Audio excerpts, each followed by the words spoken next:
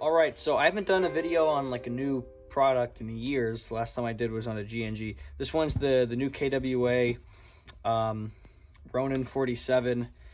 I would call it an SR47, but it doesn't actually accept true AK mags. This is an R47, and it takes R47 mags.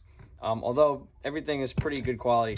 This is going to be a mix of a review as well as just like an informative disassembly video, just to show you what parts go in here, where the proprietary components are, you know, what they are. This one here is going to be getting a full rebuild, so you'll also be seeing you know, the parts that this can accept, like tightens, you know, how easy it is to install new things, and you know, and all that. So I'm going to start disassembling this, and as I disassemble it, I'm going to talk about it. First thing, when you take this apart, there's going to be a plastic piece here on the bottom that will fall. So if you are, you know, wondering where it goes here.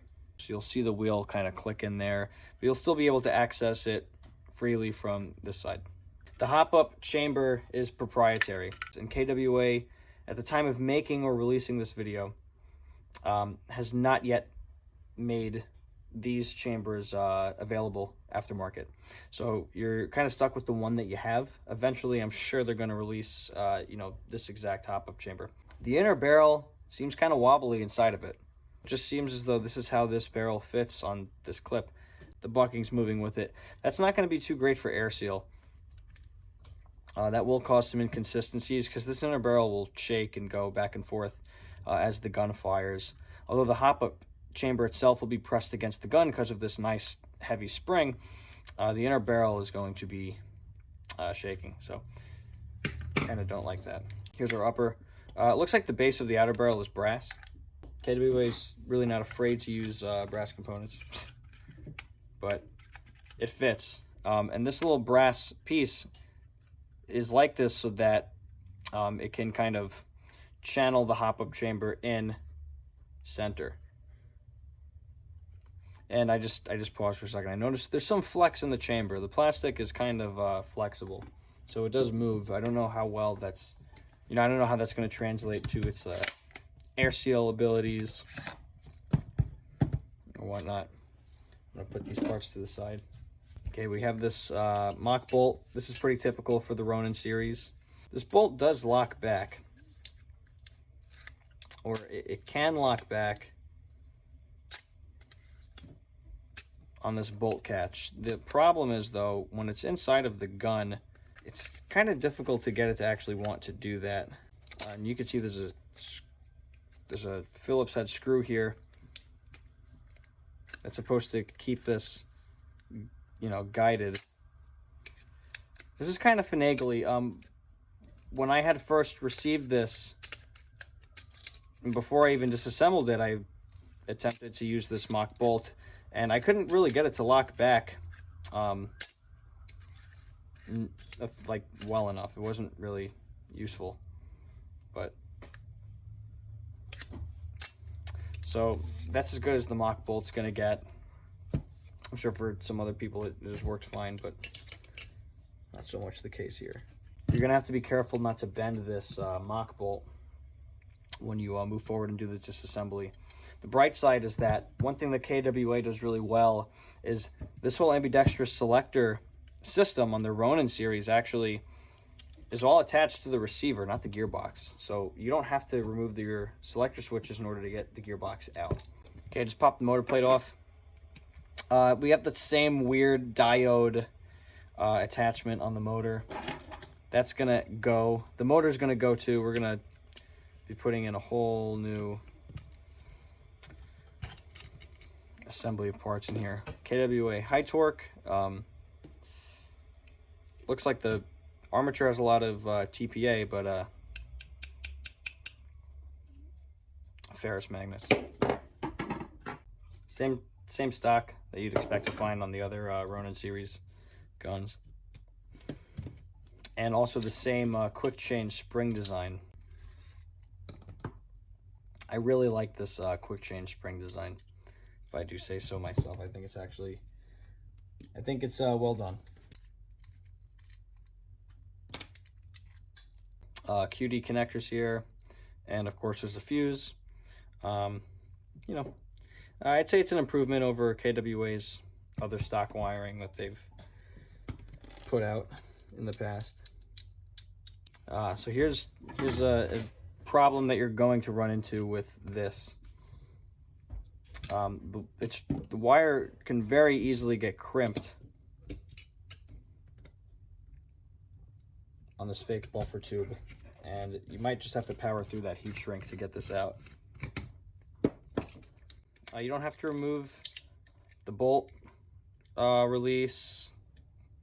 You don't have to remove the mag release. You don't have to remove any of that. So these are fairly more simple guns to disassemble. If you don't have a micro set of hex keys, you might have a hard time fully disassembling this. Okay, now we have the gearbox. I'm going to clear this clutter out of the way, and then I'm going to move forward and do this. So now we're going to just get a first impression on what the inside of this gearbox looks like. Each screw has a washer. One thing that KWA does that I'm honestly not a fan of is the fact that these screws have such coarse thread pitch. Yeah, I just don't like that. I like machine screws, and these just come across as cheap. I mean, everything about the shell, for the most part, is pretty high quality. I mean, the quick change spring system, the overall construction, the extra reinforcement they added, even down to the small details in the shell, like these notches. Like, everything's actually machined pretty well. Oops. Okay, so that's kind of not a good thing. This bearing, like, just kind of flew out. Not all of these bearings are loose fitting like that, but this one was very loose. So there is a solution to that, fortunately. The air seal is pretty bad. There's more air seal pulling the piston out than there is actually pushing it in. So that's why this piston head's going to go. The piston itself is going to go along with it. Unfortunately, we can't do anything really about the air nozzle or the tappet plate because it is proprietary. You are going to have to use what they give you. On the bright side, you can replace this O-ring. Retro Arms does sell O-rings for air nozzles, and they do happen to fit pretty well in here. And in my experience, they have offered me a better air seal in this gun in the past. The piston just has plastic teeth. Although they are pretty hard, you know, for most standard setups, it honestly should be fine. And the correction on the teeth seems appropriate for the AOE or lack thereof that was done to this. But when you correct your AOE in the more proper fashion, you will have to remove this second tooth and actually cut the third tooth at the same angle that you see the second tooth is cut at. And this piston has no ports, which is not a great thing. The cylinder is acceptable. It's honestly fine, and so is the cylinder head. The cylinder head is fine as well. It's got a nice big pad inside there, so it's a nice big surface area for you to put on, you know, your neoprene pads or your faucet washers, you know, for more AOE correction. Again, tappet plate is proprietary as the nozzle is, but the spring is also proprietary. So this is kind of what you're left with. I don't have any reason to believe that, like, the timing of your tappet plate from this design is going to be any worse than like a stock or maybe even an upgraded tappet plate spring. The reason why you would want to change this is because you want to be able to modify it to make this spring tension a bit stronger.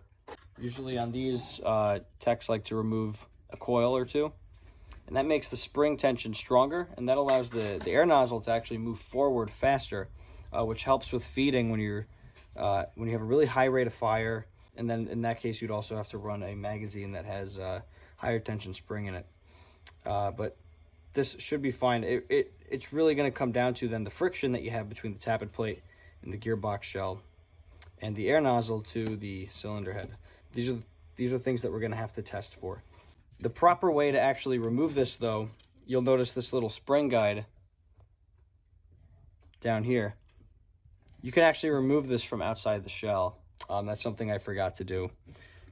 So that is my bad. But nothing broke, so it's okay. The gears are pretty standard. They're 18-1. They're actually pretty tough. I've had pretty good experience with these gears as far as like their longevity is concerned. I've had some, I've had good experience with them. These are 18-1, if I didn't mention that already. They appear to be CNC constructed. And there's a lot of like attention to the cuts that they make on it to try to reduce the weight of the gears, which is kind of a nice feature. That kind of helps balance the weight of the gear set. You'll notice that they have these cuts where the sector teeth are. So to compensate for the added weight here, they remove some weight from the center, and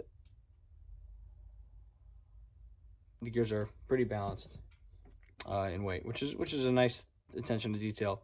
Bevel's pretty standard. You can see a little chamfer there on the edge. That's kind of different. And they only have 4 notches here for your anti-reversal latch.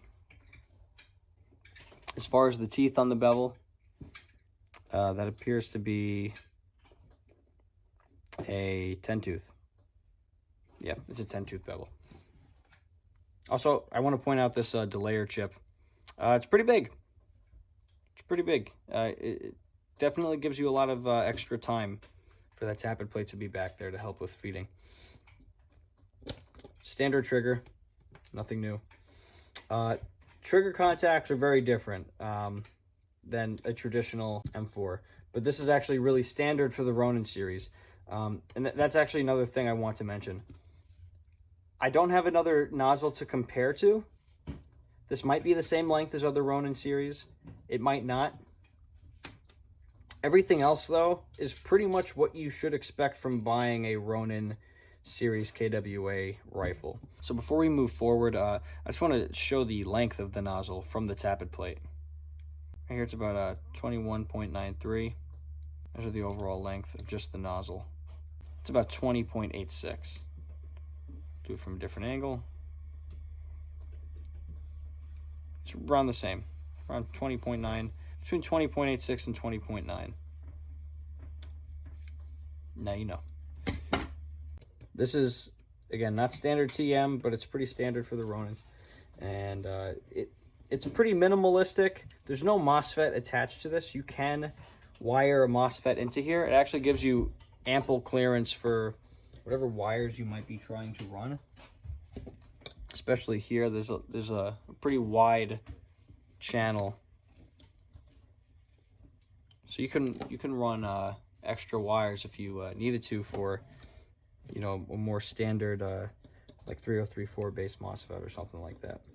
As far as like the design difference here, if there's any advantages or disadvantages to it, I don't really think so. It's just a different approach that they use to kind of make the gearbox like this. Here's the cutoff lever. It does appear to be made of like a pot metal, but it's actually 2 pieces. If you can see that, that is very uncommon for like most stock standard like TM cutoff levers. This is very unique to KWA.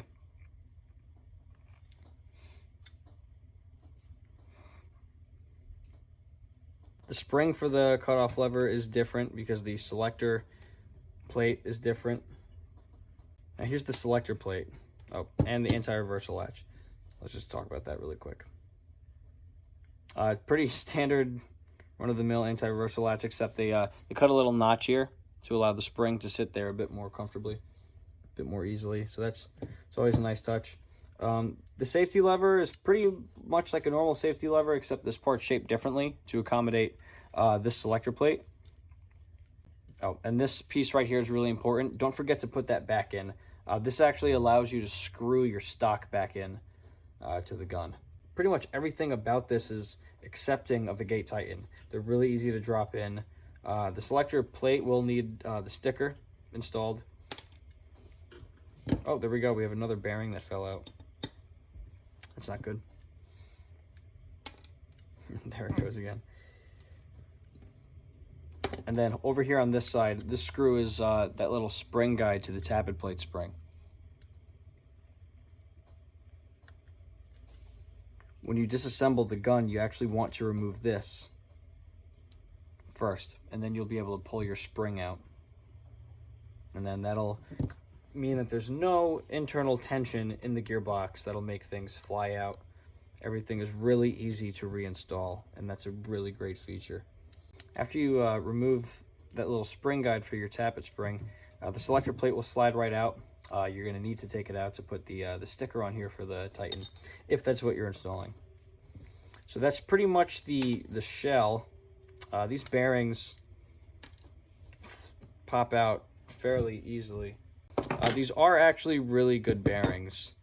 Stock KWA bearings are pretty solid, and being that they're 9mm instead of 8, they're a bit more durable. Okay, so that pretty much wraps up the disassembly portion of this build. I just wanted to share this with you because it's a new gun, and I was personally unsure what other proprietary parts might be in it. With new guns, it's kind of hard to find direct answers about, like, well, what does the hop-up unit look like? Is it the same as the other Ronin series? Have any other things changed on this build? So I hope that cleared up any questions somebody might have. If you guys like the videos that I make, the guns that I build, or my cool apron, then you should definitely consider subscribing to this YouTube channel. There's going to be a lot more tech-related content, and we're talking in-depth internal reviews for new products that nobody got a chance to crack open yet, tech tips that will help anybody, and it will include, but will not be limited to, customer builds like this, or this, or this, or this, or this. So if that's something that interests you, and you're into Airsoft tech-related content, then, again, you should definitely consider subscribing to this YouTube channel, and also follow my Instagram at anttech.airsoft. That's going to be the first place where you can see all of this cool new content that I'm going to be producing for Airsoft in my new workshop and in my new apron. This outro was brought to you by somebody who wants to spend more time teching and less time making a unique outro for every single video. So this is what goodbye looks like now. Goodbye.